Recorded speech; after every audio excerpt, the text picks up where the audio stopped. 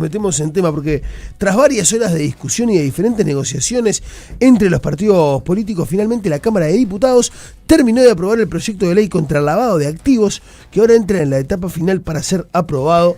Después de una larga discusión y una demanda grande también, ¿no? Sí, se introduce una serie de modificaciones a la ley vigente, que es una ley integral contra el lavado de activos, y si bien ya había sido aprobada en general, faltaba discutir el articulado, artículo por artículo, y había algunos puntos en los que faltaba ponerse de acuerdo. Sí, y tal y como pasó en la votación del proyecto en general, Identidad Soberana fue el único partido que no apoyó nada, como decía Paula, del articulado de esta nueva ley. Bueno, pero recordemos un poco de dónde viene esta normativa, porque el proyecto de ley de lavado de activos fue impulsado por el Poder Ejecutivo en septiembre del año pasado a raíz del atentado, ¿te acordás? Sí. Del atentado a la fiscal de corte Mónica Ferrero. Sí, de hecho, después del ataque de Ferrero en su casa, el presidente Yamandu Orsi dio una conferencia, había mucha expectativa por qué iba a decir el presidente, y justamente lo que anunció fue ese pedido al Parlamento de que se le diera prioridad en el tratamiento a este proyecto de ley. Repasamos lo que decía el presidente. A ver.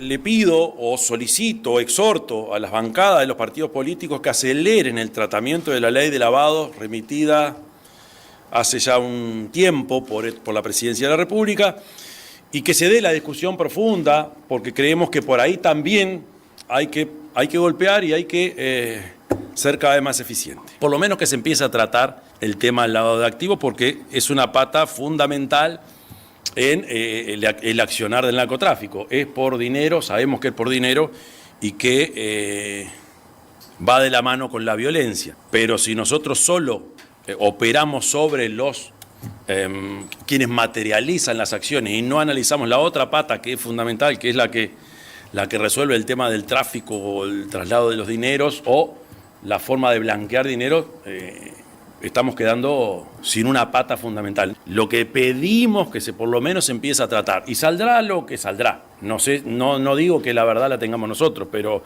por lo menos conversemos de algo que ha venido cambiando y que quizá nos esté superando.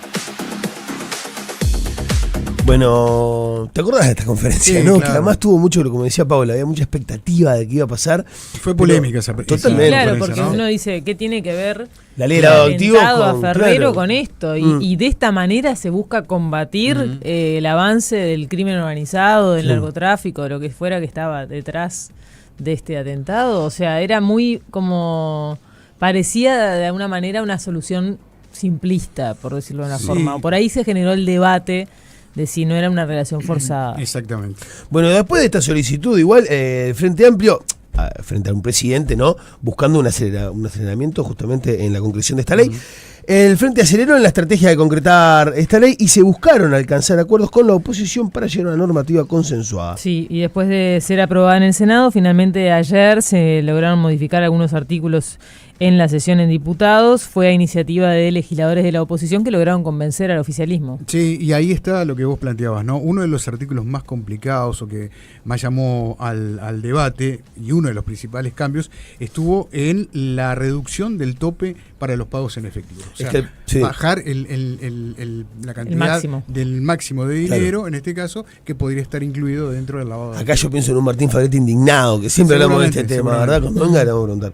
Pero el proyecto aprobado se fijó como monto máximo la suma de 200.000 unidades indexadas o el 5% del valor total de la operación, siempre que este no supere las 450.000 unidades indexadas. Sí, en la norma actual, que en realidad viene de la Ley de Urgente Consideración, la LUC, y que fue ratificada por un referéndum, el límite es 1 millón de unidades indexadas. En la previa de la LUC, o sea, antes de la LUC, estaba en 40.000. O sea, de 40.000 pasó a 1 millón y ahora lo que se propone es que sea 200.000. Exactamente. Bueno, para lograr esto el gobierno tuvo que convencer, como decía Paula, al Partido Colorado, en este caso para concretarlo, que sucedió, por supuesto, en la jornada de ayer. Y el Partido Nacional. Sin embargo, el Partido Nacional no estuvo de acuerdo con esta modificación, ya que según entienden, la normativa vigente de la LUC cuenta con el blindaje de haber sido precisamente apoyada por la ciudadanía. Claro, vamos a escuchar, si les parece, lo que decía Pablo Atala. Aquí caben en primer lugar, señor presidente, las consideraciones que ya formulamos con relación a la modificación de una disposición ratificada por la ciudadanía. en una consulta popular. Y yo creo que ese aspecto incluso cabe doblemente, porque este aspecto en particular, todo lo que concierne al pago en efectivo y todo lo que concierne, por lo tanto, a la prescindencia en función de la opción que cada contribuyente o cada ciudadano realice de los servicios financieros o de otras formas de pago, fue un tema central en la discusión pública que antecedió a la instancia de consulta popular a la que yo estoy haciendo referencia. Creo que desde el punto de vista político, y es un análisis y una perspectiva que resulta legítima, y no solo legítima, sino necesaria a la hora de evaluar o de analizar una alternativa de estas características, está claro que eso le da, a nuestro juicio, una robustez todavía mucho mayor a esta disposición. Porque la ley de urgente consideración laudó, y la ciudadanía laudó después, una discusión que en realidad es anterior a la administración anterior, o a la última administración, y anterior también a la propia ley de urgente consideración, que viene, como yo dije antes, con todo el debate que en aquel momento aconteció, de la sanción de la ley de inclusión financiera. Más allá de estas circunstancias, señor presidente, no hay evidencia, y esto no es que lo venimos a descubrir nosotros, surge de la información y de algunos de los planteamientos o asesoramientos que recibimos en la comisión, de que la circunstancia de que el límite establecido hoy en la legislación vigente sea el que es, haya contribuido eso o estimulado el lavado de activos. No se ha concretado una sola imputación con relación a esta circunstancia, pero algo más, señor presidente, que me parece que es una evidencia mucho más representativa de lo que acabo de mencionar. En verdad, tampoco se han incrementado, por la información que nosotros recogimos, los pagos en efectivo por la circunstancia de que se haya subido o establecido el umbral en el año 2020 en los términos actualmente vigentes. Bueno, sin embargo, desde el Frente Amplio respaldan que se puede modificar aspectos de la ley de urgente consideración más allá del respaldo que haya tenido en la consulta ciudadana. Si te parece, escuchamos lo que dijo Alejandro Zabala. Dale. Se ha sostenido ya más de una vez en esta Cámara esta tesis de que la LUC que no fue derogada está como en un camino intermedio, no sé, entre las leyes y la Constitución, en un limbo ahí que no logro identificar cuál es, pero que parece que este Parlamento no puede discutir ni modificar. Quiero decirle, señor presidente, que este no es el primer artículo de la LUC que se ha modificado, o sea, hay varios que se han modificado, y quiero decirle que en lo que respecta a la banca de gobierno, nosotros vamos a impulsar las modificaciones que entendamos que sean necesarias para mejorar la legislación, porque es para eso que fuimos electos. Digo esto simplemente porque, primero, porque no quiero que aquello de que calla otorga, quiero esto, por supuesto, que se lo he manifestado a los diputados que sostienen esta teoría en otras instancias que hemos compartido, pero quiero que la Cámara lo tenga claros. La banca de gobierno no se va a ver limitada por lo que haya sido aprobado la LUC, daremos los debates correspondientes y si convencemos, construiremos las mayorías. Y si no convencemos, como no tenemos la mayoría automática, no tendremos las mayorías. Pero esa discusión la vamos a dar. Con respecto a lo del efectivo, señor presidente, creo que no vale mucho la pena abundar. Por supuesto que todos los montos son opinables, todos son objetables. Nosotros entendemos que un monto menor, bueno, complica la acción de lavado de activos. Basta ver una serie de narcotráfico para ver que andan con los bolsos con billetes, y cuanto menos billetes se acepten, mejor para entorpecer. Por supuesto que hay otros mecanismos que ya fueron mencionados, que tienen que ver con la intervención de los sujetos activos en el medio, pero también hay personas que son corruptas y que por un poco de dinero aceptan hacer lo que no se debe hacer. Así que esta es una restricción más. Obviamente que podrían ser 40, 50, 60 mil dólares. La discusión sobre el monto es siempre opinable. Esta es la propuesta que trajo el gobierno y es la que nosotros estamos acompañando. Bueno, era la palabra del diputado Frente Amplista Alejandro Zabala. Sí, hablábamos de unidades indexadas, pero para llevarlo un poco más al llano, ¿cuáles son las cifras? Exacto. Previo a la LUC, la cifra de tope máximo de manejo de efectivo era de $160.000. Con la LUC baja a $6.000. Mirá la diferencia. sea, si eran menos de 6.000 no entrabas dentro del tema lavado de activos. Claro, no de los controles. De los controles, efectivamente. Y ahora pasa a 32.000. Sube el máximo. Sube el máximo, pero queda como en el medio, ¿no? Exacto. De lo que era antes de la LUC. post-LUC y ahora en el medio. Que es discutible, como decía Zavala, porque podés hablar de 30, pues también puede ser 40. Eso es discutible, pero bueno, queda en esa cifra. Claro. Exactamente. Bueno, después, si quieren, podemos repasar en cómo está el tema en Latinoamérica. ¿Cuáles son los interesante. números? Pero uno de los artículos en los que el Frente Amplio no alcanzó el respaldo esperado es en el de la eliminación de la Fiscalía Especializada en Delitos de Lavado de Activos. Ya le vamos a contar por qué se había propuesto eliminarlo. No, y a tal punto que el Ejecutivo justamente considera que esta Fiscalía no alcanzó los resultados esperados en su creación. Lo hablamos lo hablamos varias veces, ¿no? Qué locura de que si algo no funciona, en vez de robustecerlo hay que desarmarlo, pero bueno, y por eso debía eliminarse. Esto generó la respuesta contraria de la oposición diciendo este argumento que te estoy diciendo también, ¿no? Sí, el Frente Amplio buscó implementar un artículo sustitutivo para suprimir esta fiscalía en vez de eliminarla. No sé la diferencia, pero tampoco fue acompañado por los partidos de la oposición, por lo que no se alcanzó mayoría necesaria. Claro, y desde el Partido Nacional señalaban que eliminar esta fiscalía era un retroceso respecto del camino iniciado en el periodo anterior y no era un argumento suficiente decir que las condenas habían sido escasas. Bueno, entre las cosas que quedaron por el camino está el otorgamiento de mayores potestades a la Secretaría Nacional para la lucha contra el lavado de activos y financiamiento del terrorismo, la CENACLAF, ¿no? Sí.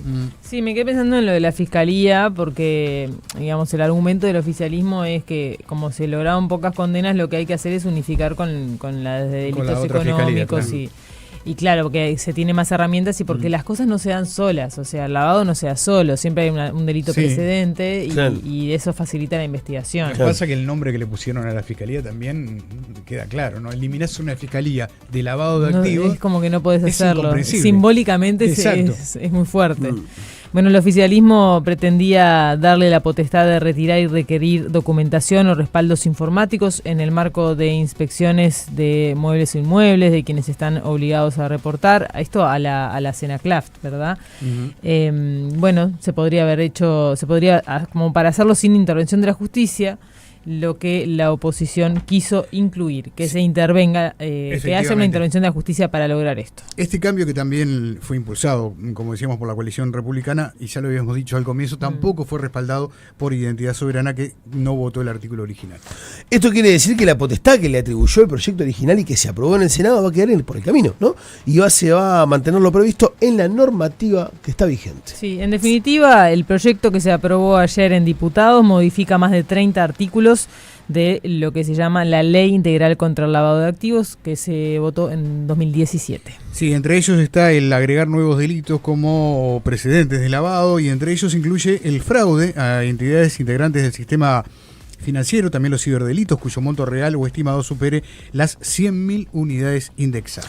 Otra de las modificaciones es la introducción de nuevos sujetos obligados no financieros, es decir, personas o empresas que están obligados por su actividad profesional a reportar operaciones sospechosas. Sí, y les decía que tenía acá una suerte de comparativo. Por ejemplo, en Argentina, con respecto a los montos que entrarían dentro de los controles de lavado de activos, en materia de billeteras virtuales, las plataformas informaron a la AFIP que cuando los saldos o movimientos mensuales superan los 100 millones de pesos argentinos, ahí empiezan los controles. ¿Cuánto es esto? Bueno, habría que hacer la conversión a lo que está el dólar oficial en Argentina, ¿no? Claro. En $10.000 es en Colombia, también un monto similar es en México, y acá cuando hablan de Uruguay dice que es una cifra cercana a los $40.000, ¿no? Está hecho, de 35, claro. Exactamente.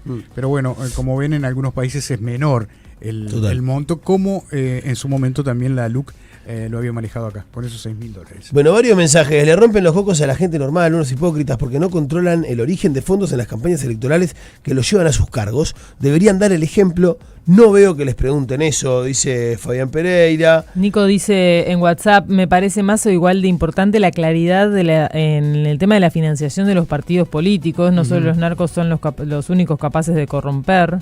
Claro.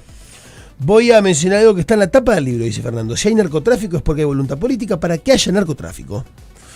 Bueno, varios mensajes, ¿no? Buen día. ¿No les parece que la ley antilavado de activos solo afecta a la gente que trabaja y ahorra en forma honesta y que cuando quiere realizar una inversión la llenan de trabas?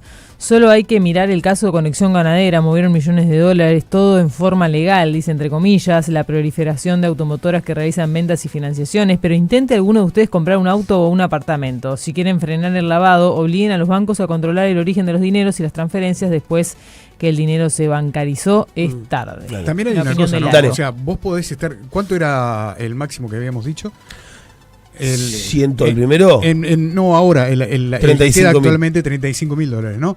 Si vos vas a hacer una operación por 40.000. 32, bueno, vas a hacer una operación por 33. O sea, entras dentro, digamos, de los controles. Pero no tenés nada extraño y la trazabilidad de tu dinero es totalmente limpia. Porque no te calienta, claro. No, claro. No hay nada que temer, lo que hay es que demostrar, digamos, ¿no? Hay que firmar papeles. Es engorroso. Es engorroso. Pero me parece que su complejidad no veo que tranque de alguna manera la posibilidad de realizar una operación. Puede ser un poco más burocrática, más engorrosa.